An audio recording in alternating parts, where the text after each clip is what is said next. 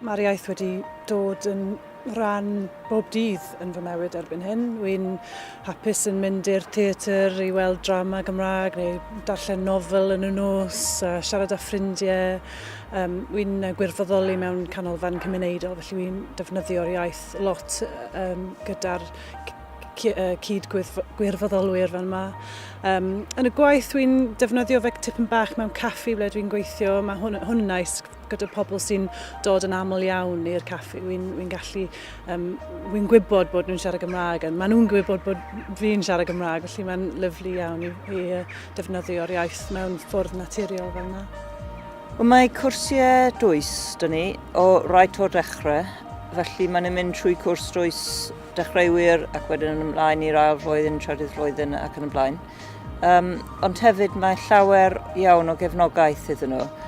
Mae Cymru Cymraeg yr ardal yn allweddol yn hynno. Maen nhw'n dod i mewn yn rheolaidd i mewn i'r dosbarthiadau, i siarad â dysgwyr, cael sesiynau gyda nhw ac wedyn wrth gwrs mynd ymlaen i cwrdd â nhw yn y dre. Felly mae dysgwyr yn magu hyder, siarad â pobl go iawn, nid dim ond gyda tiwtor a myfyrwyr eraill. Maen nhw'n ardderchog, dweud y gwir. Maen nhw wedi dod yn arfer i siarad â dysgwyr trwy ddod i mewn i'r dosbarthiadau ac wedyn maen nhw'n cwrdd â pobl ar y stryd fawr, maen nhw'n dweud helo ac hefyd maen nhw'n annog myfyrwyr i ddod i gymdeithasau fel Merched y Wawr, i cyngherddau, ymuno â côr ac yn y blaen. Felly mae hynny yn allweddol iawn hefyd.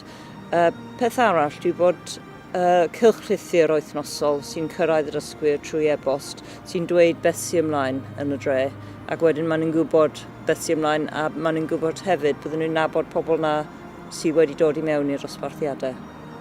Wel, dwi'n byw mewn ardal Cymraeg dros ben ger Cymraeg, felly dwi wedi ffeindio cymdogion a cydweithwyr a cydgwirfoddolwyr yn llawn o cefnogaeth i fi, felly mae'n just naturiol nawr i siarad gyda nhw, achos maen nhw'n gwybod nawr mod i'n gallu cael sgwrs yn Gymraeg.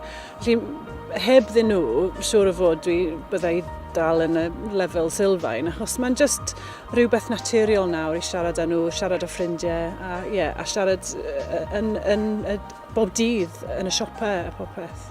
Wyn ni'n gwneud tipyn o waith ar ddechrau flwyddyn, jyst cyn dechrau y tymor, a ni'n cael stondinau mewn archfarchnadoedd, a mae hynny wedi bod yn llwyddiannus iawn i gyrraedd pobl. Hefyd ni'n plastro dre a posteri yn bob man, bob siop sy'n fodlon cymryd. Ni'n gadael taflenni, mae pobl yn gallu codi, ond hefyd ni'n rhoi datganiadau i'r wasg trwy gydol y flwyddyn yn dweud beth sy'n ymlaen a unrhyw photo-op sydd gyda ni, ni'n dynnu llun a rhoi rhywbeth yn y papur lleol. Ond hefyd wrth gwrs mae Cymru Cymraeg yn gwybod bod ni ma ac mae nhw'n dweud wrth darpar myfyrwyr bod ni ma. Ac felly mae gair yn mynd o gwmpas fi'n credu, a cyn myfyrwyr hefyd wrth gwrs yn dweud wrth eraill am ddod.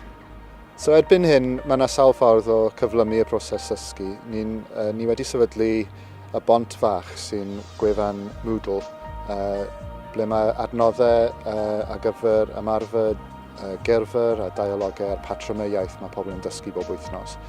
A mae dysgwyr yn gallu defnyddio nhw gatre.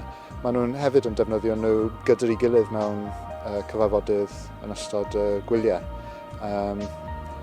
A beth sy'n wych am, maen nhw'n defnyddio quizlets.com a mae'r pobl yn gallu creu i adnoddau hunan fyna hefyd. Felly mae pobl yn rhannu yr adnoddau yn digon rhwydd. Mae tipyn o myfyrwyr yn mynd ymlaen i ddefnyddio eu Cymraeg yn y teulu. Un enghraifft sy'n dod mewn i fy meddwl yw merch sydd wedi priodi mewn i deulu Cymraeg ac wedyn gweld wrth ddysgu bod hi'n gallu defnyddio eu Cymraeg bob dydd mwy a mwy wrth iddi fynd ymlaen. A yn y diwedd oedd hi'n ddigon hyderus i fagu y babi ola trwy gyfrwng y Cymraeg ac felly mae iaith y teulu wedi newid yn llwyr. Hefyd mae hi'n gweithio fel bydraig yn y dre ac wedyn mae hi'n gweld bod hi'n gallu defnyddio ei Chymraeg fel yn ei gwaith fel bydraig, a mae hynny siŵr o fod yn bwysig iawn i'r agedd sy'n yn ei gofal hi. Mae'r tiwtoriad yn Aberteifi jyst yn rhoi gymaint o gefnogaeth i'r dysgwyr, felly dyna'r peth gorau yn yr ardal yma. Ond hefyd y cysylltiadau gyda mudiadau y grwpiau Cymraeg yn yr ardal.